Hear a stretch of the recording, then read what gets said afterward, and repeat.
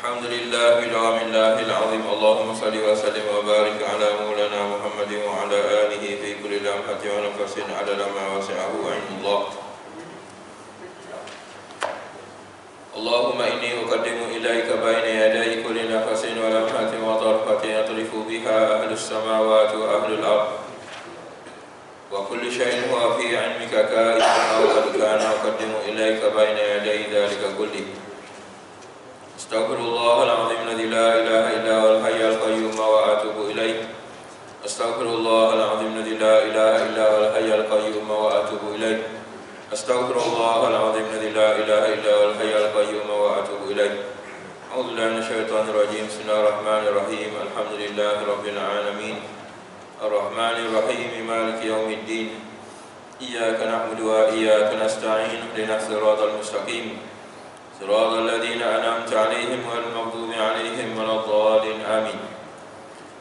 سبحانك لا علم لنا إلا ما علمتنا إنك أنت العليم الحكيم. رب اشرح لي صدري ويسر لي أمري واحلل عقدة من لساني يفقهوا قولي. اللهم إني أسألك وأتوجه إليك بنبيك محمد صلى الله عليه وسلم نبي الرحمة. يا سيدنا يا محمد إني أتوجه بك إلى ربي أن يكشف عن بصري وبصيرتي. اللهم فشفعه فيا. اللهم نور قلبي بنور معرفتك وهدايتك حتى أفهم ما أقول يرحم ما أقول ينتفع ما أقول. قال المصنف رحمه الله تعالى ونفعنا بعلومه. آمين. Bismillahirrahmanirrahim. Kita sambung lagi kitab kita pada muka surat 40 tu. Pada perenggan atas tu. Dan ada pun bahawasanya dengki itu memberi manfaat ia akan seterusnya. Jumpa tak? Boleh? Bismillahirrahmanirrahim. Terdahulu bicara kitanya adalah berkait dengan sifat yang keempat, iaitu sifat dengki. Kitab ini dia kitab tasawuf. Antara yang wajib kita belajar di dalam ilmu tasawufnya, iaitu kita kena belajar berkait dengan 10 sifat mazmumah, ataupun setengah daripada kitab dia panggil sifat zamimah. Zamimah dengan mazmumah tu sama saja makna dia. Maknanya sifat-sifat hati yang dikeji oleh syarak, supaya kita tahu sifat tersebut dan kita elak sifat tersebut daripada ada dalam hati kita. Sifat tu orang panggil, nak buang tu dia panggil sebagai takhliyah, dia panggil dalam tasawuf.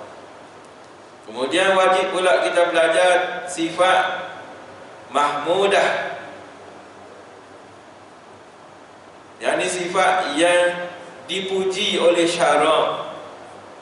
Sifat ini setengah daripada perkara yang kita panggil sebagai tahliyah, supaya kita berpakai dengan sifat ni, supaya kita bersifat dengan sifat-sifat 10 sifat-sifat mahmudah, sifat-sifat yang dipuji oleh syarak ni.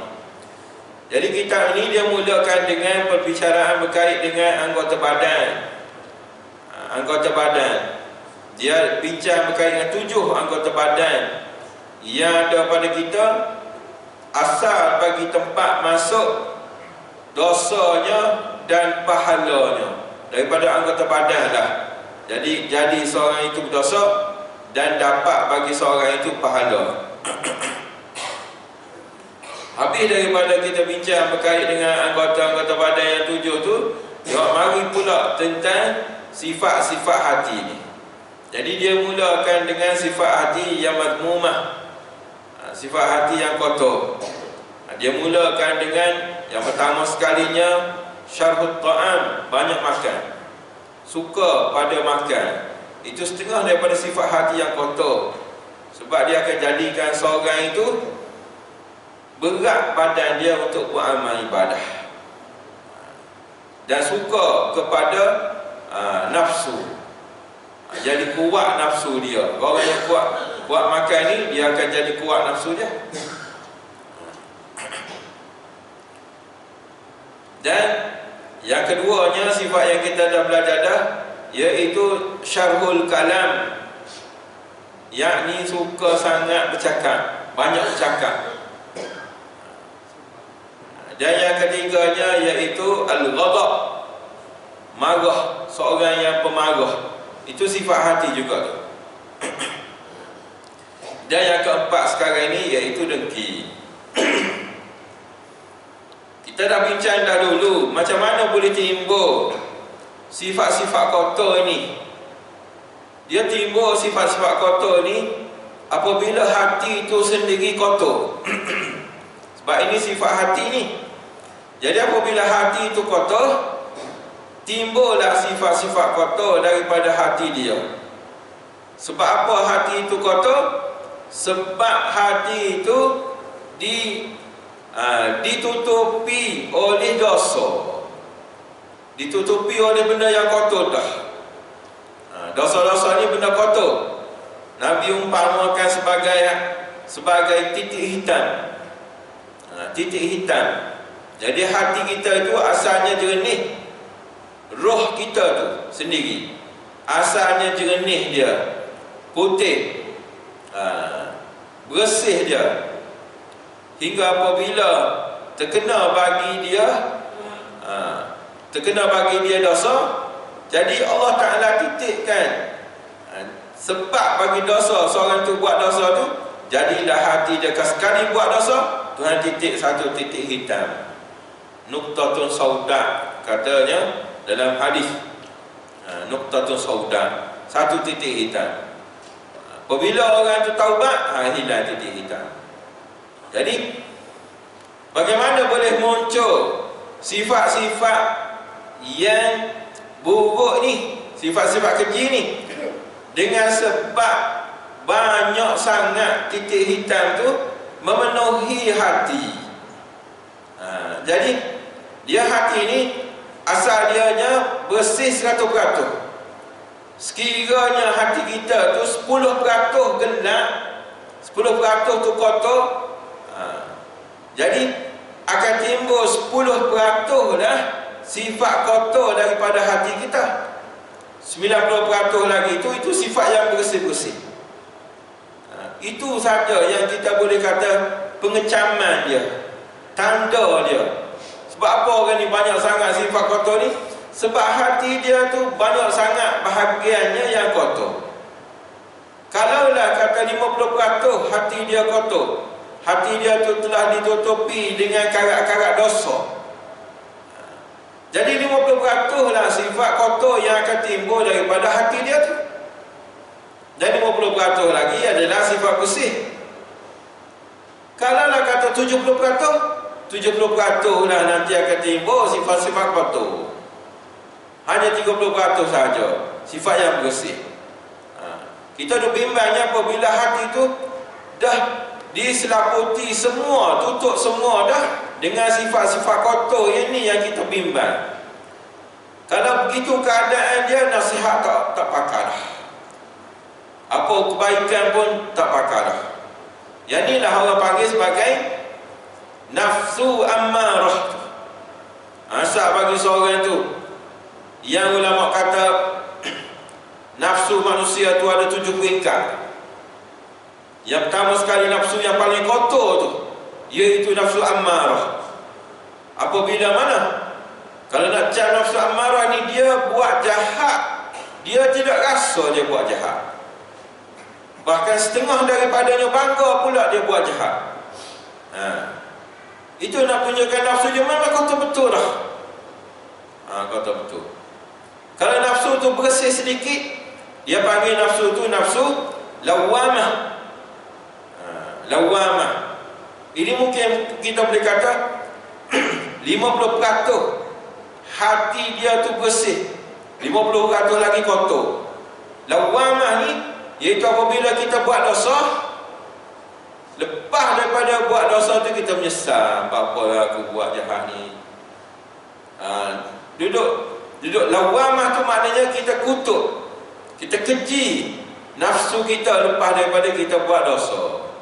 Masa buat dosa tak kapan, tapi lepas buat dosa rasa menyesal. Ini nafsu lawamah orang panggil. Iaitu mungkin qadar dia punya bersih hati dia nya 50-50 tu. Ada pula nafsu dia panggil nafsu mulhamah. Ini nafsu yang Allah Ta'ala telah beri kepada dia ilham untuk nak buat baiklah. Maknanya jarang sangat orang ini terkena baginya dosa. Dosa-dosa besar, dosa-dosa yang zahir ni tak ada lah bagi dia. Ini orang-orang alim dan orang-orang soleh. Jadi yang hanya kena bagi dia dosanya dengan sebab dia lupa pada Allah Ta'ala saja. Hati dia masih lagi lalai. Jadi kadar kebersihan dia mungkin 75% ke atas. 75% ke atas, maknanya kadar bersih hati dia hanya ada 25% atau kurang daripada 25%, tapi masih lagi kotor hati dia tu. Dengan sebab apa? Dengan sebab dia tak boleh ingat pada Allah Ta'ala. Dia nak, orang tasawuf ni dia nak kita 100% ingat pada Allah Ta'ala setiap masa. Setiap masa. Jadi kalau kita tak ingat pada Allah Ta'ala, ingat kepada makhluk, ingat pada dunia. Jadi ingat pada dunia itulah yang jadi kotor hati. Itu jadi sebab kotor tu. Itu asas dia begitu. Itu dia panggil orang ni yang 75% nafsu dia bersih. Dia panggil orang ni nafsu dia nafsu mulhamah. Allah Ta'ala telah berikan kepada dia ilham, telah datang kepada dia kesukaan untuk buat amal tu dah ada dah. Jadi untuk nak kena dosa-dosa besar, jaga sangat orang ni. Kalau dosa-dosa kecil tu dia kalau kena pun dia akan cepat-cepat minta ampun dengan Allah Ta'ala. Orang ni orang yang selalu taubat. Dan cuma orang ni dia tak boleh nak ingat pada Allah Ta'ala saja. Dia tak boleh nak kekalkan hati dia tu ingat pada Tuhan. Tak boleh. Jadi dengan sebab itulah masih lagi kotor. Jadi orang yang nafsunya 100% bersih, orang panggil dia sebagai nafsu mutmainnah. Ini mutmainnah ni orang yang betul-betul nafsu dia bersih, 100% dah nafsu dia bersih, tak ada lagi kotor. Maknanya nafsu mutmainnah ni orang yang ingat pada Allah Ta'ala tak lupa dah ni. Orang yang ingat pada Allah Ta'ala tak lupa dah. Hati dia ingat pada Allah Ta'ala. Kita dah kata, macam mana kita dah tanya, macam mana orang ni boleh ingat pada Allah Ta'ala tak lupa? Macam mana? Macam kita tak ingat pada Allah Ta'ala lah. Macam mana kita ni duduk ingat pada makhluk, tak ingat pada Allah Ta'ala. Orang ni terbalik. Dia ingat pada Allah Ta'ala, tak ingat pada makhluk. Kita sekarang ni ingat pada makhluk, tak ingat pada Allah Ta'ala. Orang terbalik. Begitulah keadaan dia. Hingga dalam sembahyang pun duduk menghadap Tuhan dah tu pun masih sama lagi, tak boleh nak ingat pada Allah Ta'ala. Dia ingat pada kerja aku tak siap lagi ni, kerja aku tak masak ni macam mana, kemudian nak makan kapal lepas ni, kemudian nak pergi mana pula. Banyak mari dalam sembahyang padahal duduk menghadap Tuhan. Ini keadaan nafsu orang yang lalai orang panggil. Bagi orang yang mutmainnah, nafsu dia dah ingat pada Allah Ta'ala, tak lupa dah.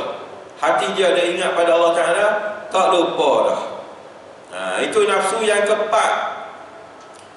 Jadi apabila nafsu ini seorang yang milik bagi nafsu yang mutmainnah ni, nafsu yang tenang dah.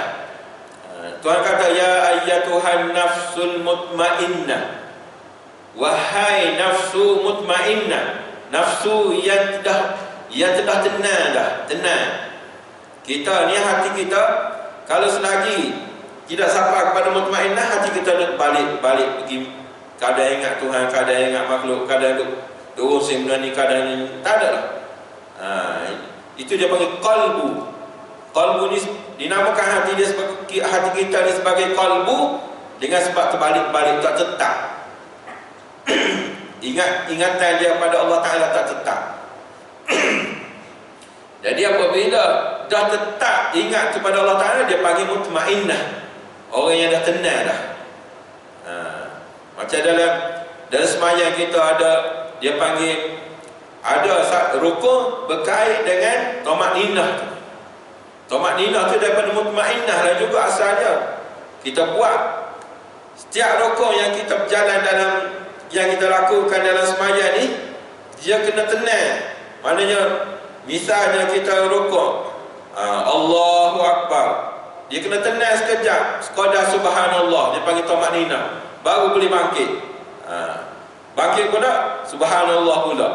Mana sujud pula subhanallah, baru boleh bergerak duduk di antara dua sujud. Kemudian subhanallah, kemudian sujud kedua subhanallah, lepas tu baru bangkit. Begitu. Dia tak boleh, tak sempat subhanallah pun tak boleh, kita dah bangun dah. Tak boleh itu. Itu dia panggil nafsu mutmainnah, nafsu yang keempat. Tuhan kata, ya ayyatuhan nafsul mutmainnah, wahai nafsu yang telah tenang, irji'i ila rabbiki radiyatan mardiyah, kembalilah kamu kepada Allah Ta'ala, radiyatan mardiyah, hak keadaan kamu redha dan kamu diredai oleh Allah Ta'ala. Fadkhuli fi ibadi, masuklah kamu di dalam golongan hamba aku. Baru Tuhan mengaku hamba ni. Wadkhuli jannati, baru Tuhan benarkan nafsu ini untuk masuk syurga. Jadi kalau orang yang masih lagi duduk nafsu dia bawah-bawah, mulhamah ke, lawamah ke, ataupun amarah, orang ni orang yang akan kena masuk neraka dulu ni. Orang yang akan masuk neraka dulu baru boleh masuk syurga. Bakar dulu nafsu ni, bakar, buang dulu karat-karat, baru boleh masuk syurga. Karat-karat dosa lah. Itu. Kemudian ada pula nafsu, dia panggil nafsu radiyah, dia panggil. Nafsu yang kelima, radiyah. Radiyah ini nafsu orang yang dah tinggi, lebih tinggi lagi. Nafsu dia lagi bersih, lagi bersih. Kemudian nafsu mardiyah, lagi bersih lagi. Kemudian nafsu yang akhir sekali, yang ketujuh, dia panggil nafsu kamilah. Kamilah. Ini nafsu bagi orang-orang yang tinggi-tinggi, nabi-nabi, rasul-rasul. Nabi kita, dia panggil insanul kamil. Nabi kita, insan yang paling sempurna, dia panggil akmalul kamili. Sempurna, dalam sempurna tu dia yang paling sempurna. Nafsu bagi Nabi kita akmalul kamili, dia panggil. Nafsu yang paling sempurna. Itu Nabi kita sallallahu alaihi wasallam. Jadi tak boleh kalau kita nak sampai ke situ tahap tu, boleh. Bukan pelik pun. Jadi orang wali ni duduk pada nafsu mana? Nafsu mutmainnah, orang wali. Orang mula-mula masuk jadi wali, dia duduk pada nafsu mutmainnah. Kemudian orang wali tinggi lagi, dia ada pangkat wali, naik tinggi lagi, radiyah. Tinggi lagi, duduk mardiyah. Begitulah keadaan dia, orang wali-wali ni. Dia paling kurang nafsu dia duduk mutmainnah. Itu paling kurang nafsu bagi orang wali. Orang yang mula-mula masuk dalam wilayah, dia panggil orang ni wilayatun sughra, orang wali kecil dia panggil. Dia wali ni ialah orang yang dekat dengan Allah Ta'ala. Dengan sebab apa dekat tu? Dengan sebab ingat dia pada Tuhan. Bukan mana dekat ni macam tubuh kita rapat dengan sesuatu jadi dekat, tak. Dengan sebab ingat dia pada Allah Ta'ala, tidak lupa. Itu orang panggil dekat dengan Tuhan tu. Bukan mana dekat dengan Tuhan, orang ni dekat ni dengan Tuhan ni. Makna dekat dengan Tuhan ni makna ingat dia tidak lupa. Itu makna dekat. Bukan mana dekat jarak. Sebab Tuhan kita mana ada jarak. Tuhan kita tidak ada padanya jarak, tidak terima apa jihad, tidak terima arah atas ke bawah, ke kiri, ke kanan, ke tak ada. Tuhan kita. Itu makna dekat gitulah. Jadi kita sambung lagi. Sifat yang keempat ni, sifat dengki ni, masih kita ada lagi. Baru ni kita cerita tentang dengki ni. Maksud dengkinya ialah kita iri. Maknanya kita tak senang hati tengok orang lain dapat nikmat, dan kita nakkan supaya nikmat tu hilang kepada orang tu, daripada orang tu, orang yang dapat nikmat tu. Dan kalau boleh nikmat tu kita nak datang pada kita. Itu makna hasad dia panggil. Kita nak kalau boleh hilanglah nikmat orang tak patut dapat nikmat ni. Kita dengki pada dia. Kalau boleh nikmat tu mari pada kita. Itu dia panggil hasad.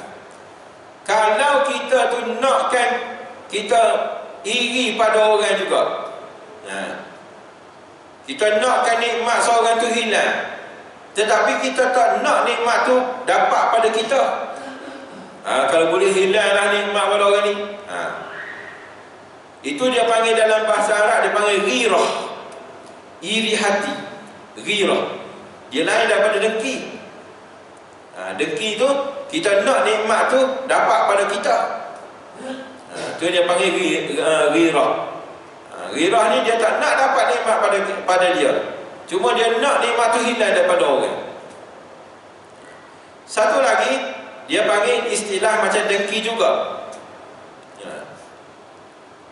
iaitu yang Nabi kata jangan kamu dengki melainkan pada dua perkara. Makna dengki di sini ialah ghibtah, gemar. Kita tengok orang tu dapat nikmat, kita tak nak hilang nikmat daripada orang tu, tapi kita nak nikmat tu kalau boleh dapat pada kita juga. Itu dia panggil sebagai ghibtah. Ghibtah mana gemar. Ini gemar ini dibenarkan oleh syarak. Dibenarkan oleh syarak. Mana syarak tidak keji ghibtah. Sebab Nabi sendiri suruh. Nabi kata jangan kamu ada perasaan dengki melainkan kepada dua orang. Yang pertama sekalinya rajulun atahullahu malan, orang lelaki yang Tuhan berikan kepada dia harta. Dia ada harta, dia guna harta tersebut untuk fisabilillah. Dia nafkah diri dia, nafkah orang yang ada tu dia bagi, dia boleh belanja pula pada sabilillah. Sedekah lah. Sedekah ke, buat masjid ke, sebab dia ada harta. Ni Nabi suruh kita dengki. Bukan makna dengki tu nak suruh hilang nikmat, tak. Ghibtah tu maknanya supaya kita pun dapat macam dia juga, jadi kaya dan dapat buat macam orang tu juga, jadi orang yang dermawan. Yang keduanya Nabi kata wa rajulun a'tahu Allahul ilma, jangan sekali-kali kamu dengki melainkan kepada orang yang Tuhan berikan kepada dia ilmu, maka dia buat amal dengan ilmu tersebut dan dia dapat ajar kepada orang lain. Jadi kalau orang yang ada ilmu, kita kena dengki dia, tapi dengki dengan makna kita gemar. Kalau boleh, ya Allah, aku nak jadi orang yang banyak ilmu begini, selain daripada dapat buat amal, dapat aku ajar kepada orang lain. Itu dia panggil sebagai ghibtah, dia panggil. Dan ada pun bahawasanya dengki itu memberi manfaat, ia akan seterunya yang dengki ia akan dia. Sebenarnya orang yang kita dengki itu dia yang dapat manfaat, dan tiada memberi mudarat, ia akan dia. Kita dengki pada orang tu, bukannya orang tu akan kena mudarat, kena bala, tak. Maka kerana bahawasanya, sebab apa? Kerana bahawasanya nikmat yang orang tu dapat tadi, orang yang kita dengki tu, Dengan dengki itu, kita dengki pada orang, adakah nikmat dia hilang? Tak. Cuma hati kita saja sakit. Nikmat hilang tak? Tak. Nikmat tetap ada pada orang tersebut. Itu kata rugi. Buat apa nak sakit hati orang dapat nikmat? Bukan dengan kita sakit hati itu hilang nikmat dia. Tak hilang pun.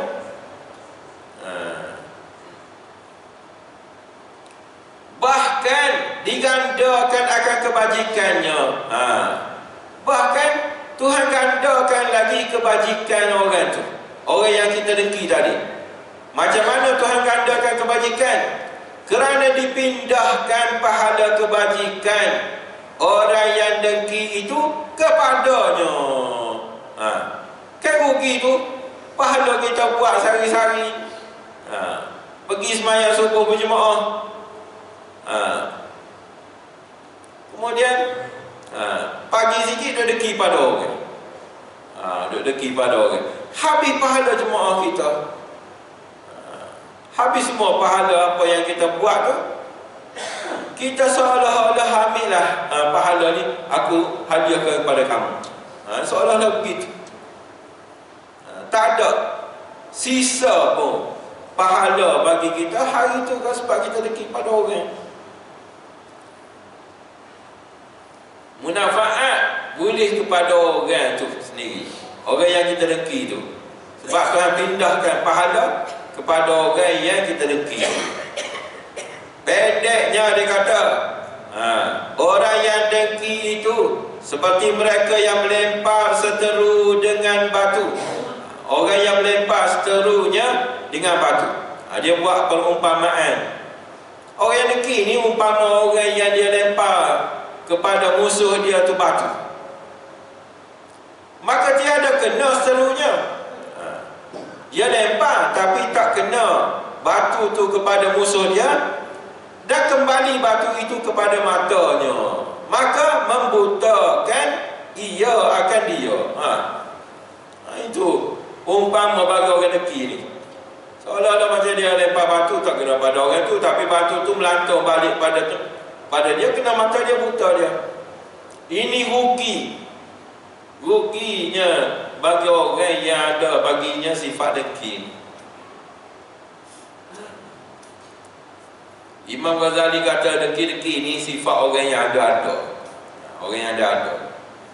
Apa maksud orang yang ada? Adakah orang dengki ni orang kaya? Ada. Orang yang ada ni maksud dia ialah orang yang ada ilmu. Jadi dengki-dengki ni adalah setengah daripada sifat orang alim. Bukan jenis orang miskin-miskin, tidak.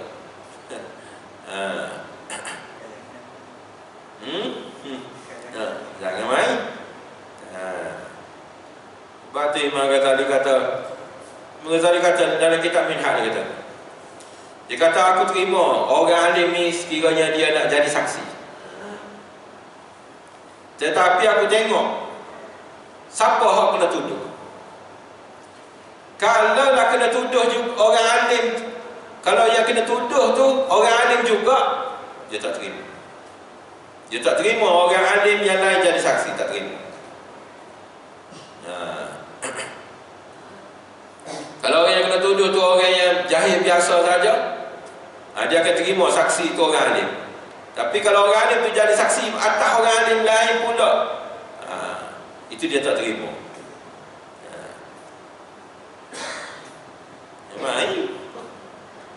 Kita dah tengok orang ustaz-ustaz masuk dalam teori, masuk dalam ni semua. Ngajar bukan sedap sangat. Mai. Allah, gapo sangat dia royak. Ikut dia lah dia nak royak apa. Ikut dia nak masuk teori pun. Kalau kita pandai sangat kan, carilah teori masuk juga dalam teori. Kalau nak suruh sangat kan.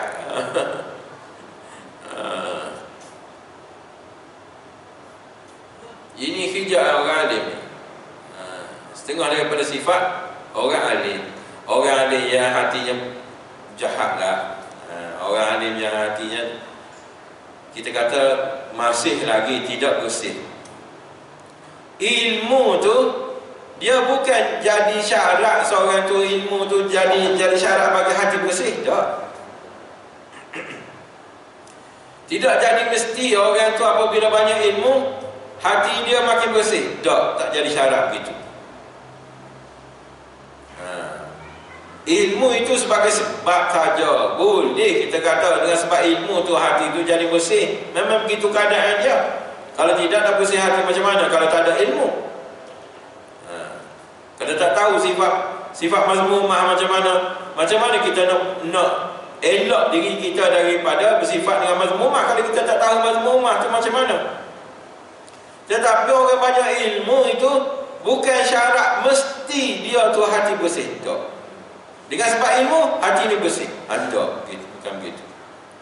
Hati bersih dia kena mujahadah. Dia kena lawan nafsu juga. Dia kena lawan nafsu. Kadang-kadang kita tahu tahajud tu bagus, tapi ramai mana orang boleh buat tahajud? Kita tahu semayang tengah malam tu walaupun 2 rakaat sekalipun boleh. Kita bangun pukul 3 bangun nak kecing sajalah, lepas tu tidur lah. Bangun kecing saja. Tak ada lah kata nak ambil semaya ke, semaya 2 rakaat, lepas tu tidur lah. Bukan kata pada orang lah, kata pada saya juga lah ni. Sejuk lah ambil semaya ni, kecil tak apa. Kalau boleh kecil yang terkatil, kecil yang terkatil lagi. Sebab takut kena marah ke bini, kecil yang terkatil, pergi kecil. Dia kalah. Atau basuh-basuh, weh. Atau tidur. Itu nafsu kita tu. Malahnya tak boleh kata nak ambil semaya sikit, nak semaya 2 rakaat. Kemudian tidur semula. Saya ni saya ke selimut, saya ke batang, saya ke katil beli mahal-mahal. Tak kena tidur sekejap saja.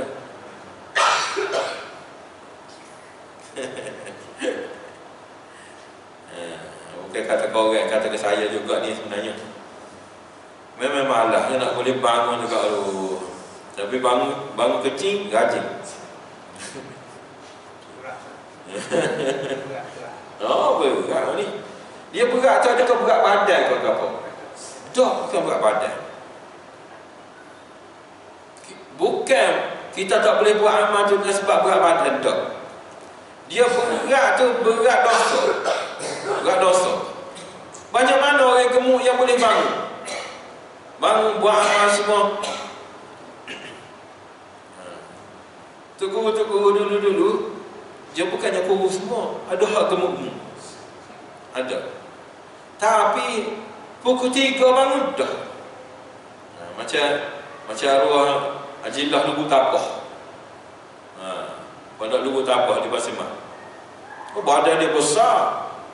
Jangan main. Tapi pukul 3 tu kita tengok cerah rumah dia. Macam mana? Bukan dengan sebab badan gemuk tak boleh nak bangun buat amal, tak. Dengan sebab berat dosa tu tak boleh buat amal tu. Kena tahulah sebab dosa tu. Dosa tu sebab tu lah Imam Ghazali kata kena taubat tu. Kena taubat daripada dosa, kena lazimi taubat. Sebab apa? Sebab dosa itu dia mewarisi bagi jauh rahmat Allah Ta'ala. Jadi berat badan kita, bukan badan, roh tu. Jadi berat badan, mana berat roh kita tu untuk nak bangun buat amal. Sebab tu kena bersih dosa, baru tubuh kita ringan. Itu dia keadaannya.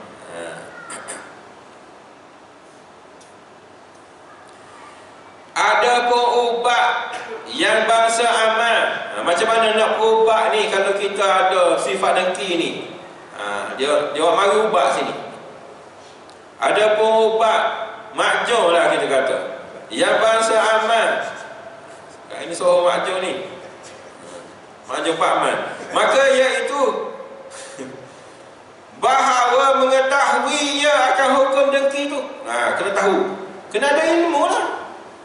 Awal mula-mula sekali kena ada ilmu, nak tahu apa hukum dengki ni, apa hukum, molek ke tidak. Kena tahu. Kalau benda tu benda tak molek, baru dia lari jauh sikit, sebab ada ilmu. Dan akan perkataan dia, apa hukum perkataan dia, atau perkataan yang boleh bawa pada dengki tadi, dan perbuatannya yang menyebabkan akan keduanya oleh dengki itu. Kadang-kadang dengan sebab kita dengki, kata orang molek-molek, parking molek-molek, nyagi buat macam-macam, nyagi patah ni lah, ambil duit. Bagus saja orang tu cak kereta. Jangan main. Dengki tu, dengki hati, akhirnya dia luahkan dengan perkataan kadang-kadang. Setengah daripadanya dia zahirkan dengan perbuatannya, dengki tu.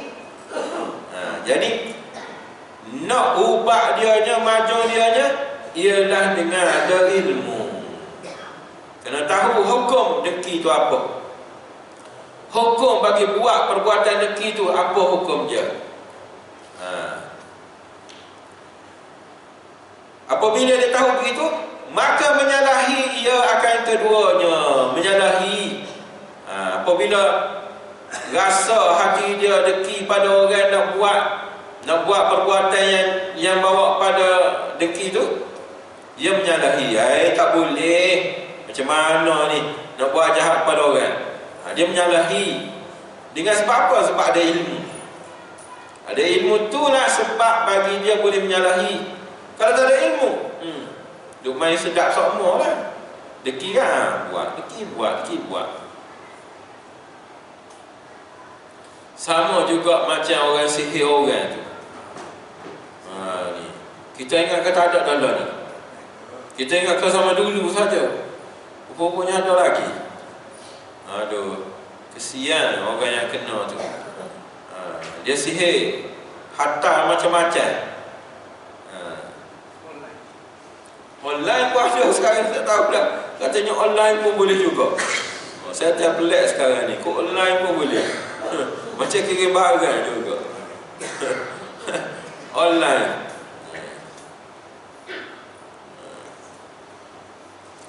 Ada baru ni orang duk buat, dengar kita tak ada telinga. Kata, apa tak kira sihir pada Yahudi. Kan sekarang duk perang Yahudi. Kata, lepas tu kan ada orang jawab, dia sihir dia kuat lagi. Sihir dia dibantu oleh Dajjal, kata. Tak tahu lagi cara macam mana. Kata ada orang Indonesia cuba hantar sihir kepada ketua, apa nama ketua dia. Tapi dia kata tak masuk sebab sihir dia kuat lagi.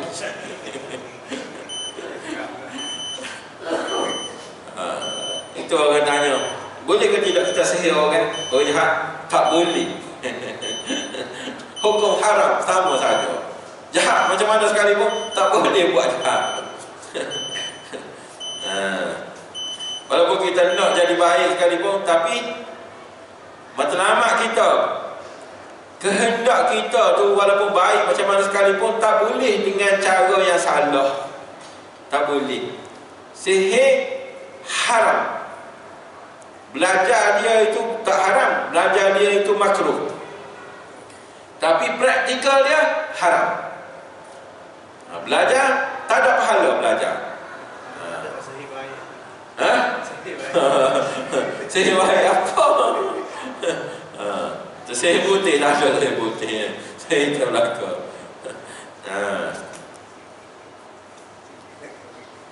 Sebab tujuan dia untuk nak menyakiti orang. Sihir ni dia ahli sihir, dia belajar dengan Harut wa Marut, itu zaman dulu. Ada dua malaikat yang Allah Ta'ala turunkan ke dunia untuk nak mengajar ahli-ahli sihir ni tentang sihir. Bukan tujuan dia untuk nak membinasakan orang, tidak, supaya tahu tentang jahatnya sihir itu sendiri. Jadi ada setengah daripada ahli sihir dia belajar dengan malaikat Harut dan Marut ni. Malaikat Harut dan Marut ni dia Tuhan jelmakan dia jadi manusia. Jadi orang belajar dengan dia, ahli sihir belajar dengan dia, tiba-tiba buat jahat. Ya, sihir asalnya sihir ni dia untuk nak memisahkan orang antara suami isteri. Itu asal bagi sihir. Lepas tu dia bercabang-cabang buat jahat orang ni, buat jahat orang ni, jahat orang ni. Begitulah. Itu asalnya mana? Asal daripada dengki saja. Dengki. Hati tidak molek tak jadi belaka lah. Susah hati nak jadi bersih ni, susah. Bukan mudah. Sebab tu setengah daripada orang dia lazimkan buat amal tu. Dia lazimkan mana? Dia pewajibkan buat zikir. Zikir-zikir dia lazimkan bagi dia. Padahal zikir itu cuma perkara sunat saja. Perkara wajib bagi kita dah tetap dah. Sembahyang 5 waktu, puasa bulan Ramadan, zakat, haji, itu perkara yang wajib bagi kita buat amal. Jadi zikir ini setengah daripada perkara sunat. Tapi dengan sebab orang ni dia nakkan supaya dia nak ajar hati dia supaya dapat ingat pada Allah Ta'ala. Jadi dia wajibkan bagi dia buat zikir. Bahkan zikir ni dia bukan ambil ikut dan tidak. Jumpa ni buat amal, jumpa ni buat amal, jumpa ni buat amal. Tak boleh zikir. Oh, Tok Guru kata kena buat amal, oh dia buat amal. Buat amal. Oh, Tok Guru ni mari pula kata buat amal ni pula selawat ni. Hak ni pula kata istighfar ni, dia buat amal. Akhirnya tinggal belakang. Banyak sangat buat amal, tinggal belakang. Nabi kata amal yang paling baik, ahabbul amal indallahi adwamuha wa in qalla. Nabi kata amalan yang paling baik, yang paling Tuhan suka ialah adwamuha, buat secara dawam, mana daiman abadan, senantiasa buat, istiqamah. Wa in qalla, walaupun sedikit sekalipun, walaupun sedikit sekalipun buat. Walaupun kita buat satu perkara sekalipun, tapi dia istiqamah, itu lebih baik daripada kita buat amal. Dia panggil hangat-hangat tai hayat ni. Hangat-hangat tai hayat. Buat amal ni, masuk kaji kat, tak cukup. La ilaha illallah 100 tak cukup, 1000. Bila boleh buat? 2-3 hari. Lepas tu tinggal tak bunyi langsung. Tasbih punya buat ke mana dah tak tahu. Bukan cara buat amal yang baik gitu. Misalnya apa? Amal hak molek ni. Kita baca la ilaha illallah wahdahu la syarikalah. Yang kita buat amal sama. Lahul mulku wa lahul hamdu yuhyi wa yumiit wa huwa ala kulli syai'in qadir. Kalau Imam Ghazali dia tambah la ilaha illallah wahdahu la syarikalah lahul mulku wa lahul hamdu yuhyi wa yumiit biyadihil khairu wa huwa ala kulli syai'in qadir. Imam Ghazali dia tambah biyadihil khairu. Baca macam mana? 10 kali jangan tinggal lepas maghrib dan lepas subuh. Lepas kita kata Assalamualaikum warahmatullahi, Assalamualaikum warahmatullahi, 10 kali itu lepas maghrib dan subuh. Syarat dia jangan berubah kedudukan tahiyat akhir. Jangan berubah. Ini pahalanya sangat besar. Antaranya apa? Antaranya janji yang Nabi kata Allah Ta'ala akan bina bagi orang yang baca ni satu mahligai dalam syurga. Baca tu satu mahligai dalam syurga. Baca 10 kali. 10 kali, 10 kali. Dia syarat dia ialah jangan berubah kaki. Habis itu sembahyang lain pun begitu juga, tapi boleh berubah kaki. Sembahyang Zuhur, sembahyang Asar, sembahyang Isyak boleh berubah kaki. Maknanya lepas Assalamualaikum, Assalamualaikum, kita raut tangan muka, lepas tu kita boleh berubah. Kita baca la ilaha illallah tu tak perlu untuk kita duduk dalam tahiyat akhir, tak perlu. Sebab yang Nabi suruh duduk dalam tahiyat akhirnya iaitu pada subuh dan juga maghrib saja. Berhabis dulu, berhabis la ilaha illallah 10 kali tu. Itu Nabi suruh gitu. Orang tasawuf pun begitulah keadaan orang tasawuf.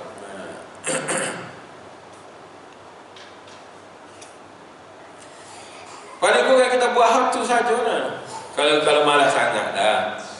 Kalau rajin lagi kan, wiri banyak sangat lah. Nabi suruh baca ayat kursi tu. Dan lepas pada sembahyang Nabi suruh baca ayat kursi. Dan Nabi suruh kita istighfar, baca subhanallah 33 kali, alhamdulillah 33 kali, Allahu akbar 33. Kemudian tutup dengan Allahu akbaru kabiran walhamdulillahi katsira wa subhanallahi bukratan wa asila sekali. Cukup 100.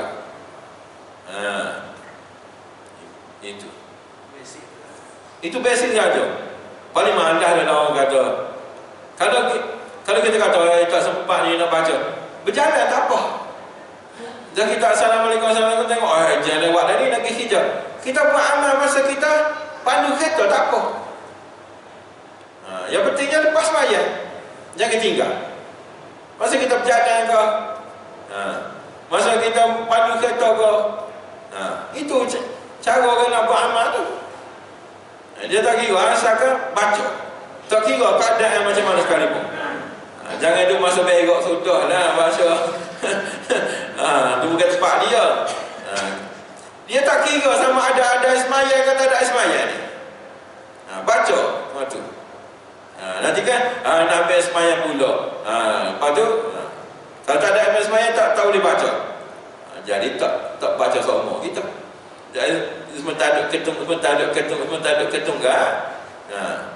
Jadi ambil, tak perlu ambil ismayah pun. Kalau boleh jaga lah. Tapi kalau tak boleh nak jaga ismayah, duduk senantiasa keluar angin semua, baca saja dengan tanpa ada ismayah sekalipun baca. Fadilat tetap dapat.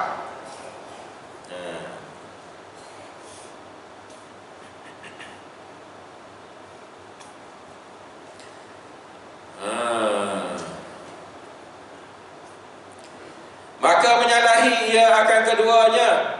Menyalahi dengan sebab ada ilmu tadi. Apabila mulut dia nak kata dengan sebab deki tu, dia kata tak boleh kata. Tangan dia nak buat jahat, tak boleh. Dia menyalahi sebab ada ilmu.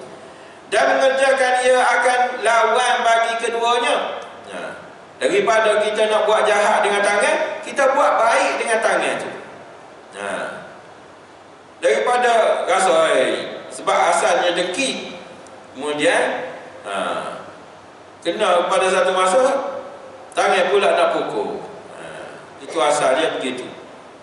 Jadi tukar pukul tu, bagi duit orang. Misal gantikan dengan perkara yang lawan bagi dia tu. Perkara yang kita buat dengan tangan kita, perkara maksiat, kita gantikan dengan perkara kebajikan.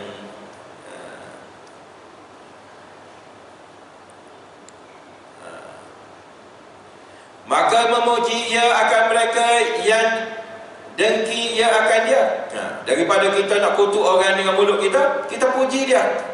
Bagusnya kamu, alhamdulillah, dapat kereta baru, dapat anak baru, dapat ni. Kita puji dia. Daripada kalau dengki kan, kata menatan ni dapat, menatan ni. Itu nata hak deki lah. Kalau orang kata kalau nata menantai sama, menantai ni tapi itu bukan jenis deki tu. Itu mana bahasa dia. Bahasa dia menantai ni. Bahasa orang Melaka lagi tu. Kawan lama tak jumpa Melaka. Ada nama Makno seorang. Bagus dia, loyal. Kata, oh, datang kamu lama. Aku ingat dah mampu lama. Dia kata, baru jumpa aku lama. Mampu dah. Memang begitu. Kita bahan tak apa lah. Kita tidak apa.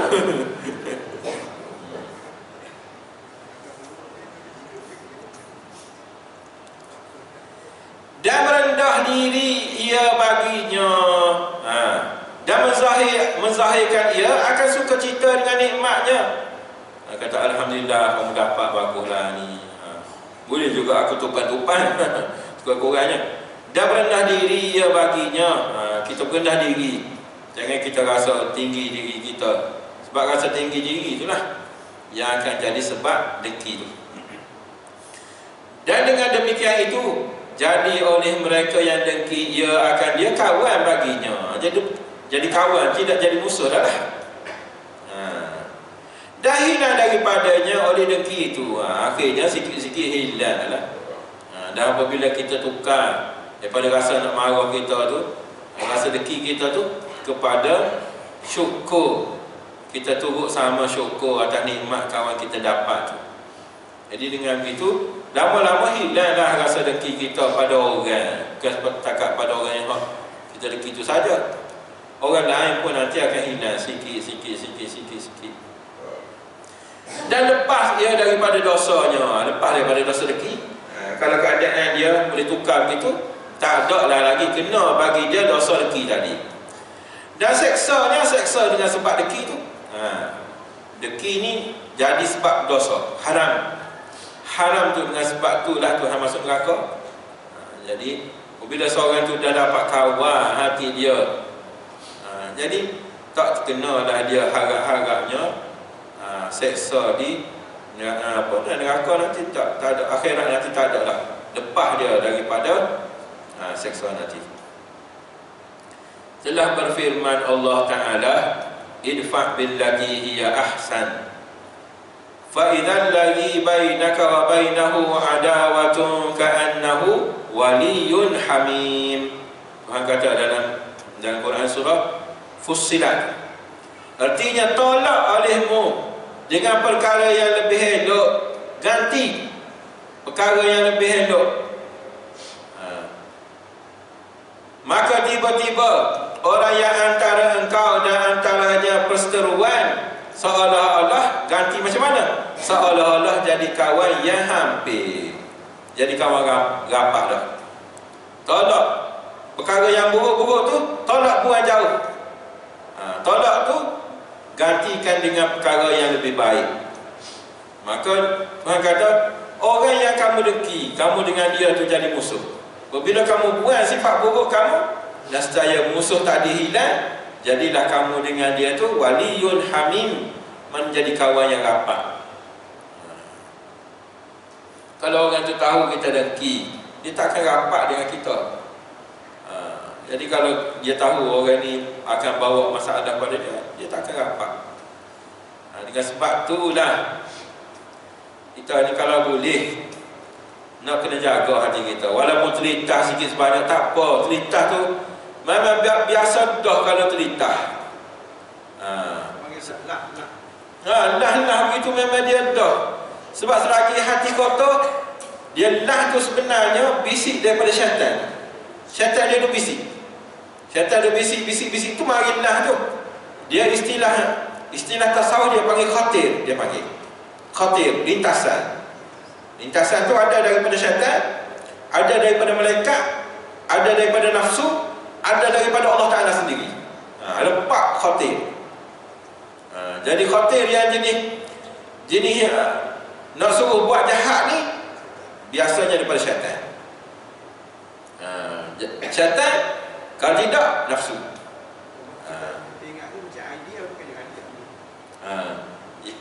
Kita rasa macam idea tapi idea jahat. Itu datang daripada syaitan lah. Yang terlintas tu, yang kita sebut idea tu sebenarnya lintasan tu. Kadang-kadang datang lintasan yang baik tu daripada malaikat. Ada juga lintasan yang baik daripada Allah Ta'ala. Ada lintasan yang buruk tu daripada Allah Ta'ala, ada juga. Ada juga lintasan yang buruk. Tuhan beri lintasan pada orang ni bukan melalui syaitan, tidak, bukan melalui nafsu dia. Tuhan sendiri buat. Tuhan sendiri letak dalam nafsu seorang tu, letak untuk buat perkara buruk.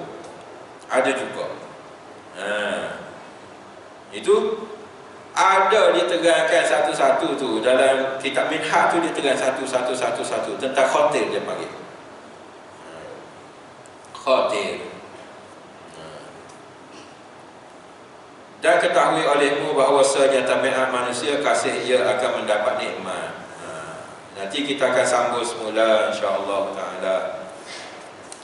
Kalau Tuhan izin insya-Allah sihat semua, agak-agak sihat. Ada soalan apa-apa kah?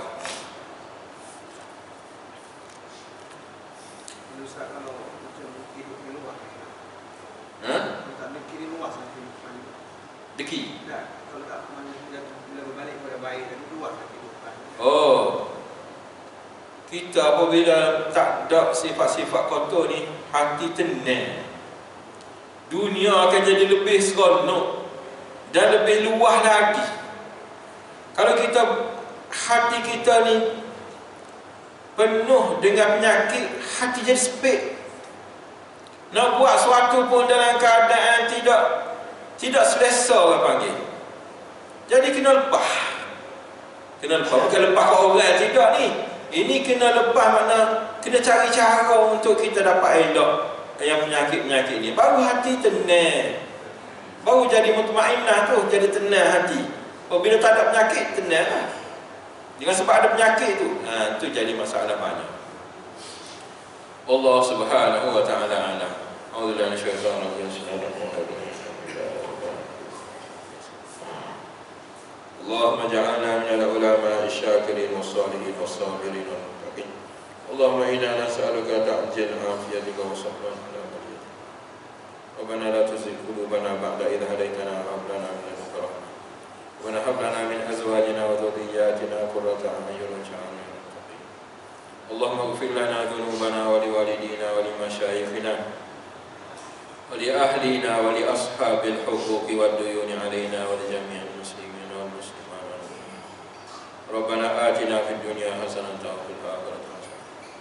Wa sallallahu wa sallama wa baraka ala nabiyyina Muhammadin wa ala alihi. Subhana rabbika rabbil izzati amma yasifun. Wa qala Allah